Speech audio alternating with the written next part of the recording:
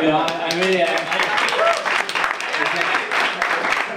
So, I mean, if I go with his style, it would be think big and don't be afraid to fail.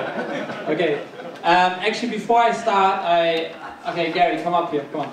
All right. I think this is like, you know, the day, yesterday, today. I think this man made it all happen. So,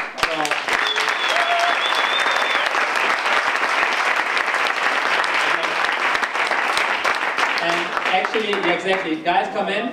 Can you open the door? Just we're waiting for you. Come on, everybody. Alan, come on, we're waiting. Okay. Just to give you a little insight. So, how do you become a keynote speaker at EA? Okay. So, I give you a little story. 3 weeks ago, I get an email from this man. Okay, saying, "Hey, Christopher, we have another venture day. Attached is the program, and you are a panelist." Okay. Okay, so I say, well, okay, that sounds good. And you know, if you want to be a speaker, that's fine as well. Well, I respond and I say, if you want, I can maybe speak like 5 minutes or 10 minutes about Buy VIP, since you know maybe that's interesting in this moment to talk about. So actually, 3 days ago, I get another email saying, okay, attached is the new agenda, and out of 10 minutes of speaking something, became the, whatever, last speaker, 1 hour talking about, what's the title? Think big, don't be afraid, okay?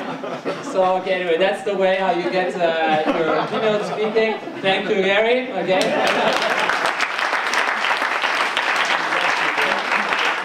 Anyway, I'm a little bit afraid right now because I had to, you know, I had to put some stuff together on the computer because I was really thinking to talk a bit about Buy VIP, but now I try to talk a little bit about thinking big and don't be afraid to fail. Well, I want to know from you guys who experienced failure in his life until now. Can you just stand up, please? Stand up. Exactly, exactly. That's what I mean. Okay, wait. Stand up. Stop. Okay. Okay. Was it Jose Manuel? What? Luis. So you experienced failure, and would you be afraid again? I mean, if you fail again, would you be afraid about it? No? All right. I want to know later on how you do that, okay? You would be afraid again to fail?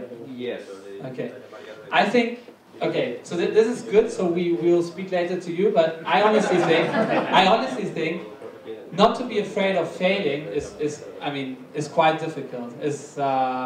You know, today we all have failures, and we do them continuously. We do mistakes, but we learn from them. So later on we talk, and you tell us, actually you will continue, wait. Okay, I continue. Right. Thank you anyway. Okay. Can we sit down? Yeah, you can sit down. Alright.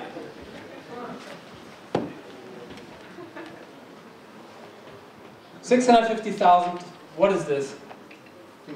A number. Sorry, a number? What kind of number? Companies. My annual salary, what else? What? What? Failures? Okay. No.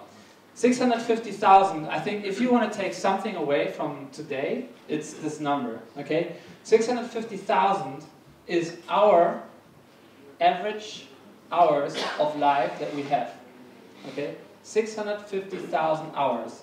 If you, there are now quick calculators, so it's about 72 years, okay? That's an average expectancy of our life. Okay, I mean, maybe tomorrow it's all over, we don't know, but that's our average hours in this world. I just want to, you know, normally I'm supposed to speak for 1 hour today, but I would just shut it down to, whatever, 20 minutes now, because there were so many interesting projects. But 650,000 hours, that sounds quite, you know, quite short in a way. So I'm 36, that makes it right halfway. So, alright, I spent 325,000 hours of my life today already. So, I just want to make that message that, you know, thinking big is quite important because we have a very short life in that aspect. And you know, a friend of mine, we were sitting together a year ago, and we talked about life and life philosophy. And he actually said, you know what, it's almost impossible that we exist in this world. Because, you know, actually, I don't know if you knew that, but there are about 200 million little sperms to come to the egg. So, I mean, that's already a probability of 200 million to be one of those, right? But now then think about all the history of the last millions and millions of years that we actually exist, okay? So there's no possibility that we all sitting in this room, but we still do. So thinking about this, thus this day today is a really, really special present. So we should take every day as a present. So thinking about this, let's think rather big, because we have only very little time to spend on this planet, okay? I will give you a little, where's my thingy? Here. I will give you just a little background on myself. Who knows where this is? Hamburg, exactly. Hamburg, my hometown, okay? I'm from Hamburg. Beautiful city. Only problem, 3,000 rain hours, okay, per year. Right, we talked about hours and so on. Now you see 3,000 hours a year in rain. That's bloody, anyway, I don't get into that. So I changed 12 years to 3,000 sun hours, okay? This is my new hometown. Sorry? No, that's Sitges, actually. Yeah, okay. So whoever is close to Barcelona wants to come along. I mean, beautiful paella right next to the beach, okay? So I came to Spain, and like Avi, I think I have a lot of passion. And I have passion to create things, and I hope they are big things. So my first passion actually were cars. You know this car? That's a Lancia Delta Integrale. That's a really amazing car. So, you know, I bought one of those in actually Germany, and then I went to study in England, and 3 months later, I had a little sign on the windshield, and a guy wanted to buy that car. And he actually offered me 30% more for that car, which I just drove for, you know, for fun reasons. So I said, okay, please, go ahead.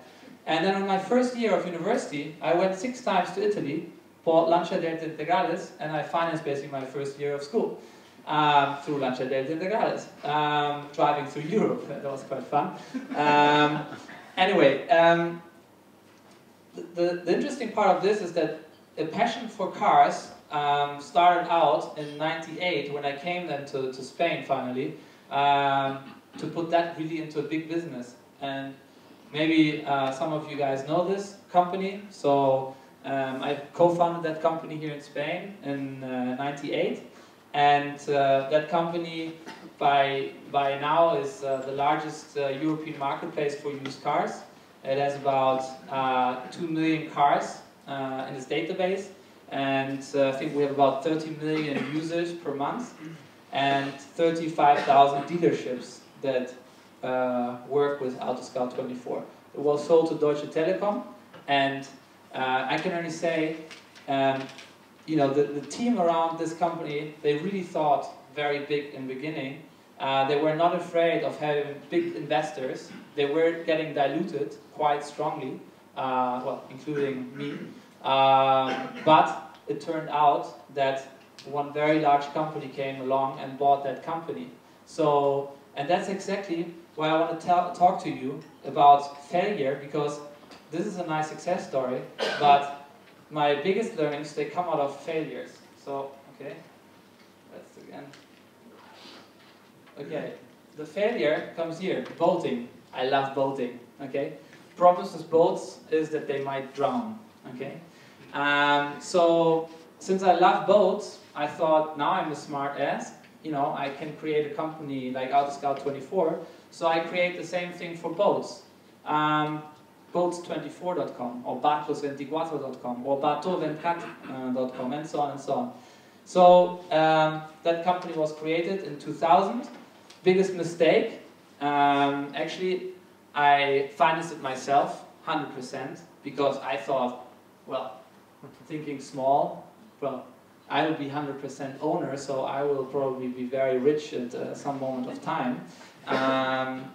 Thinking also very small is, well, I had a very little team in there. The team people were, rather like taking very, let's say, humble resources, people from university, like technical stuff and so on, all internships and so on. And, in the end, this company lasts maybe 2 years, and it really drowned, okay? 2002 was my drowning date, and I just want to tell you, failing hurts, and I'm quite afraid of it because it took me, I think, about 3 years afterwards to really come over that, because it was a lot of money. I don't know, what is it, EA, 50,000 euros MBA, so this is times 10. So I always think like, okay, maybe next time a master.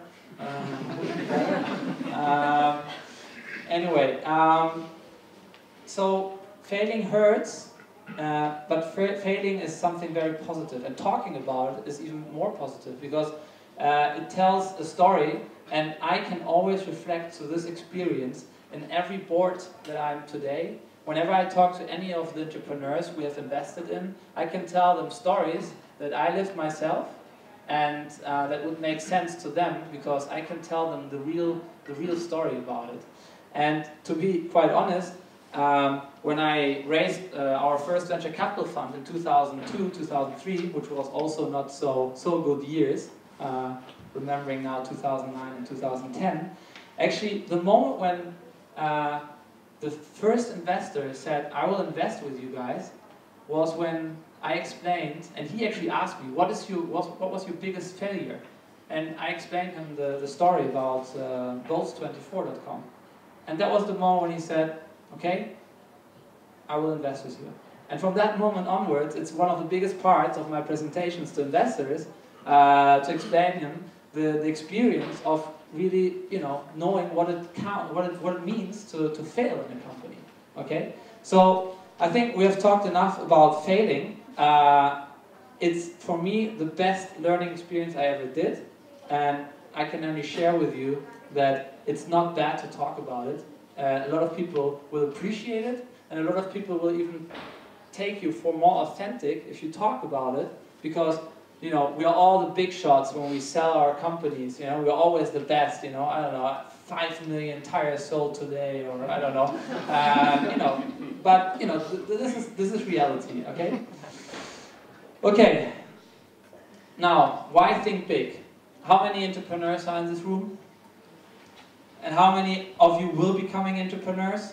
I mean, the ones that haven't. Okay, almost everybody. I love this.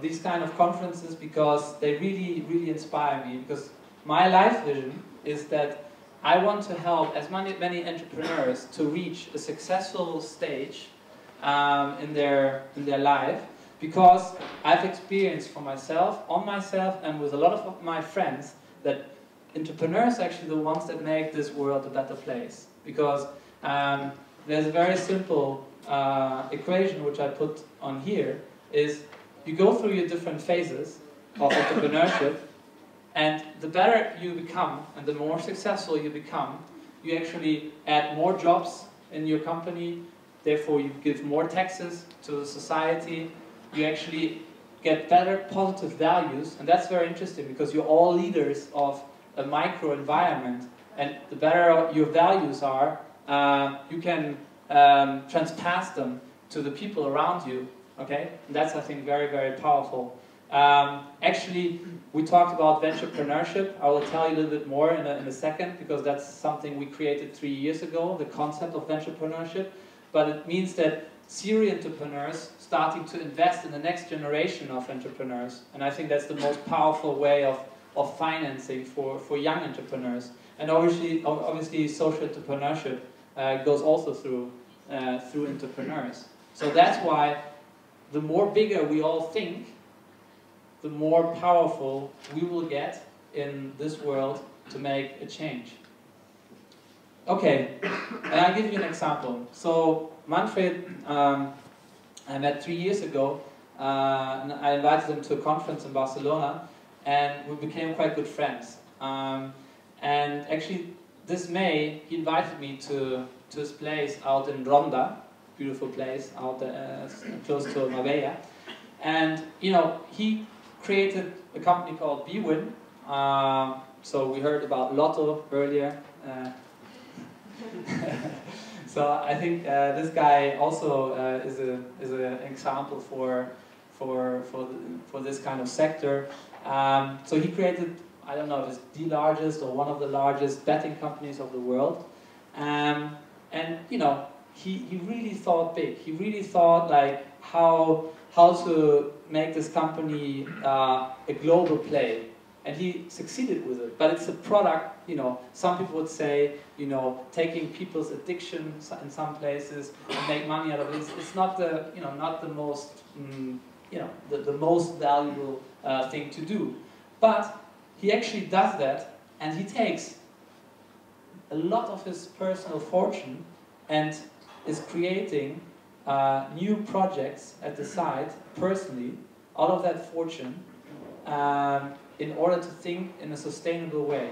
So in Ronda, he has just bought 250 hectares of land, and since 2 years he's converting that land into sustainable agriculture projects. So he's, for example, having about 10 hectares of wine land, and he just you know, harvest wine in the old way, like 200 years ago, with horses, so 0 CO2. So he's building a boutique hotel just out of the soil of the land around it for 20 people. So people can live in a place that has no cement in it. It's just like the old way in the Roman, you know, in the Roman times, people took egg and mixed it with the soil, and it became as strong as cement. Okay, so he's thinking along these lines. He does pilot projects, and then he wants to multiply it on a global level. Okay, and I give you that example because I think you know, we could talk about Bill Gates and you know, and you name it, all these other people that actually do that. But if we as entrepreneurs think big, get to a certain stage, we can do very special things in this life. Okay, special things. I told very briefly about the venturepreneurs. So venturepreneurs is something that I recommend to any entrepreneur who wants to think big. Why?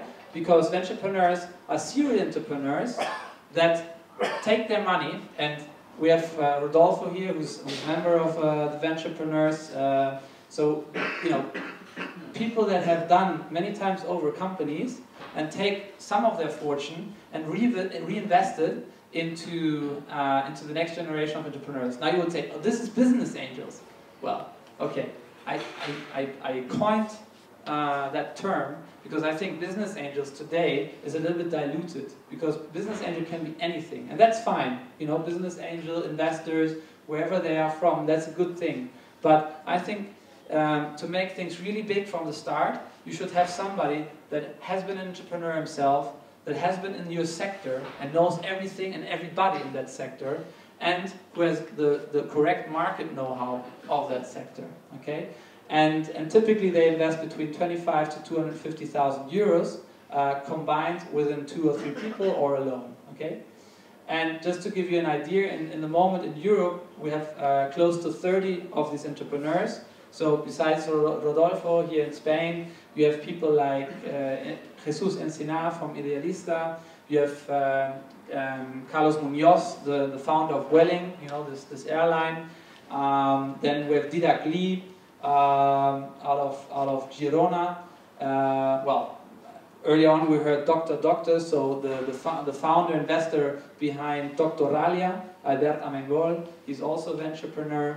By the way, well, I talked to the guys. Where are you guys there? Yeah, you should talk definitely to Albert at some moment of time. So if you want to create a company, I think you should really get in contact with some kind of profile of a venturepreneur to finance your seed finance. Okay. Okay, and now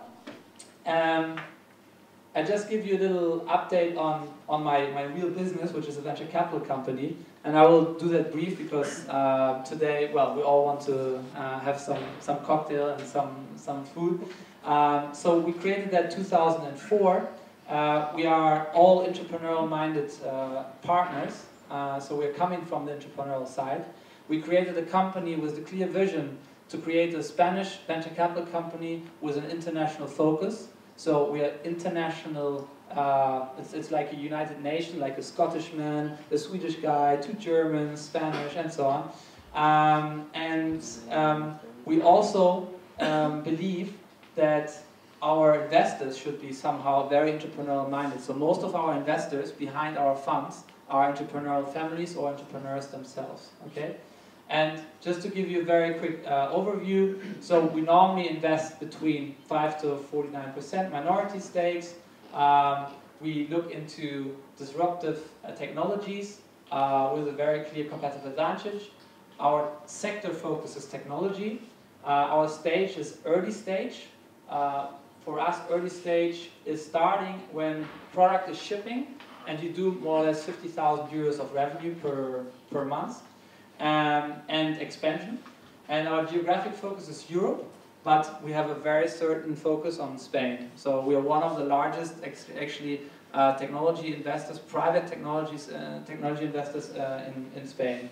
And we invest between 0.5 million euros up to 4 million euros. Okay, and I don't even know if this is now official or not, but well. Anyway, today is a very special day because I think, I didn't have yet the time to look at my emails, but I think we are just about to close our next fund today.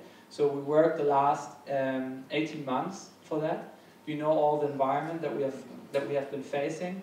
We have believed that there is still opportunity to go for fundraising.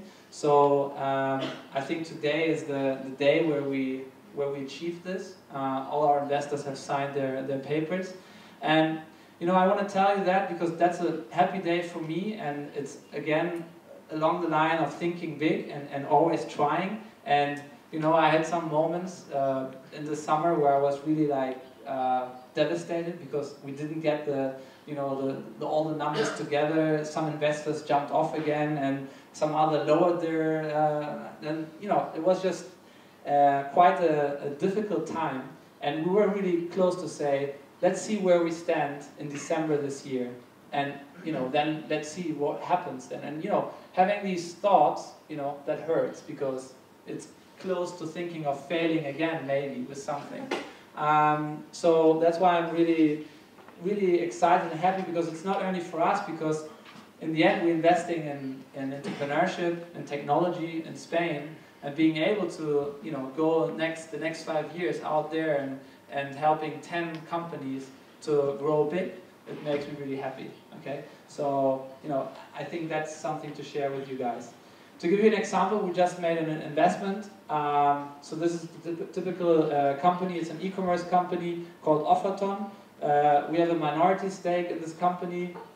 They are the leader in the live shopping space in Spain. So it's one product, one physical product, electronic, leisure, or fashion, that sells 24 hours during one day. Okay, here I think they just sold the iPad, which is the competitor to the iPad, I guess, for Android, for 129 euros instead of 199 euros. Okay, that's a typical example.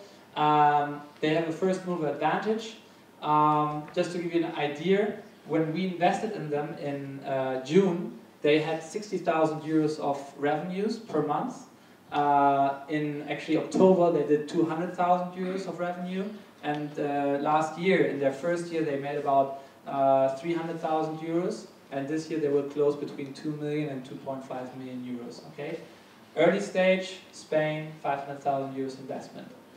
Okay, and now, well, I just give you 2 minutes of one of the companies we've been the first investor behind, and maybe one of these stories which is good to share, because there were some people, some founders, that really thought big, and they were not afraid to fail during that time, because during this 4 years of creating the company from a little startup, which were in the back room, they had like a space of like 30 square meters, 7 people working.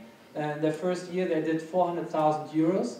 And they were, when we invested, that was beginning of 2007, they were just having handed in a note from One Privé, which is this huge French player, saying, we heard that before, I think the StudiVZ guy said that. So One Privé said, you're copying our business model, and they got a letter, a legal letter in it, and we still invested in them, and they fought their way all the way through to becoming the company that they are today. To give you some ideas, they were founded in 2006. I think something beautiful, it's a business school project, so just like you guys, they presented at the ESSE in the something similar like this. Actually, just to talk a little bit about Privalia as well.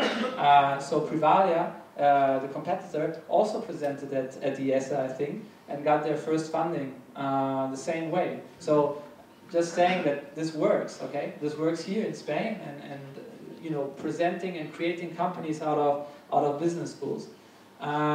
Actually, 45 classmates invested in this company. So there were 2 guys that said, we have this idea, sorry, by the way, and the idea giver of BuyVIP is sitting right in front of me. I want to mention that as well. So that's also beautiful. A venturepreneur that goes up to 2 very passionate entrepreneurs and says, well, we want to do something. So there goes Rodolfo and says, guys, have you thought about One Privé? Maybe you should do this model. So a venturepreneur giving an entrepreneurial team the idea of the next big thing, okay? And I think that's a typical. This is all a huge success story to remember from 0 to 100. So 45 classmates were the friends and family round.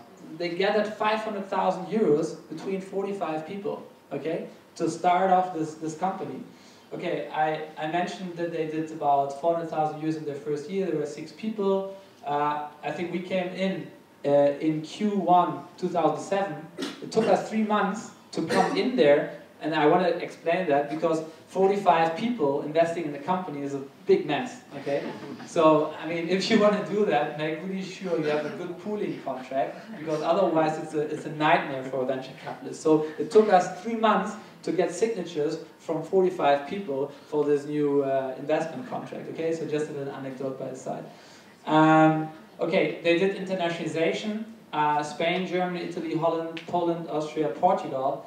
This is something, is always discussed. Focus on one land, go big, and so on. I think you have to really know what your market is and what your company is and what your competition, your competitive environment is. And out of that, you have to decide whether you have to really quickly go outside or you should really get profitable in one market and then go step by step. I must say, I was a little bit afraid because I experienced a lot of failures of internationalizations that were done very quickly and therefore took a lot of money for that internationalization.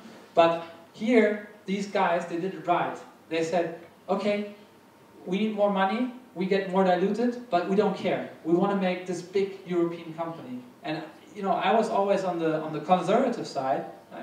Imagine that. I'm always the guy like saying go, go, go, and there I was saying no, stop, stop, stop.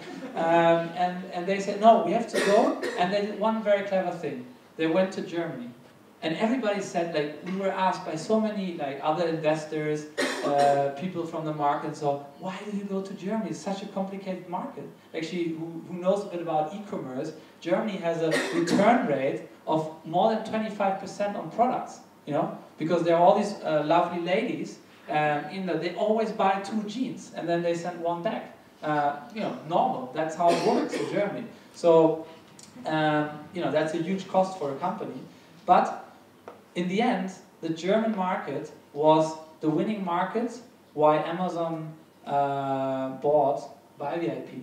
Because they wanted this market. They wanted to have something in that market, and that was the clear vision and the big thinking of the founders of BuyVIP, okay? And anyway, just so in total, 20 million euros were collected. I think normally in a board meeting or in companies, we normally are used to think about operative issues and so on. In a board meeting in Bybit, every second month there was, well, we need some more investment here, and we have these opportunities, and you were always going from one investment round to the next one, just to try to keep up the growth rate of this company. Okay, and by end of 2009, this company made about 70 million in revenue and had 300 people employed. And actually, one of our last board meetings before we sold, we started at about, I think, 10 o'clock, and we stopped at 2 o'clock, and within 4 hours, we sold 400,000 euros worth of revenues. So that was the same revenue they did in their whole first year, okay, during a board meeting. Okay, sold to Amazon in October 2010. Well, a lot of newspapers and so on talked about the price. I also always wonder how this is possible as well. I think also somebody earlier this morning said that they always wonder how the press always believes that they know the right number. But anyway, and I think it's a beautiful story for a lot of people. First of all, for entrepreneurs in Spain, because we have a clear example, and I want to include also, I think, Privalia, because both of these companies, they have done so good, so well, and in between there's a lot of let's say competition, a lot of things that are also sometimes really on the edge of between the founders there was always struggling and so on. But I think these two companies, it's like also good universities like IESE and ESADE, or here it's IE and somebody else. So two big competitors, they stimulate each other, and that's why I think these both companies are great success stories for Spain, for the IT sector, I think for obviously European e-commerce, for business school projects, and obviously for the venture capital sector. Okay, and just to give you one last thought around thinking big. When we talk about thinking big, we always think about big money, about maximizing profits and so on and so on, and that's all relevant and true. But maybe in the future we should think about more something sustainable, maybe some kind of sustainable capitalism. And I have researched for the last couple of years something that combines the non-for-profit ideology with the for-profit ideology. And I came across something called the not just for-profit organization or company. And I think it's beautiful, and I just want to share it, and I will share it from now on in all my speeches, because I think that's the future.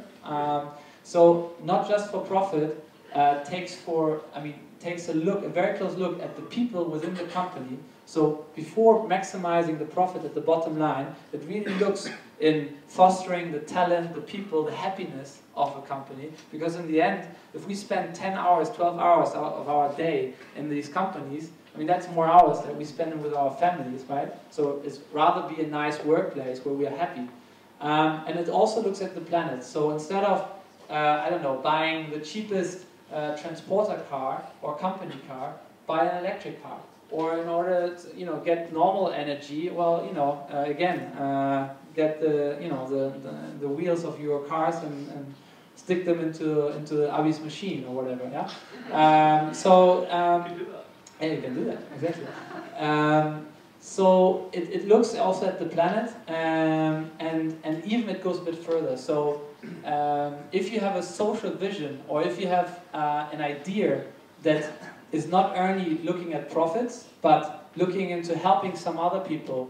These companies, they create foundations, and they take a small piece of the profit, and they they give this profit to a foundation which has a higher social vision of the company. Okay, so saying this, I want to conclude. Life is short. Think big, learn from your failures, and create something even bigger and sustainable. Thank you.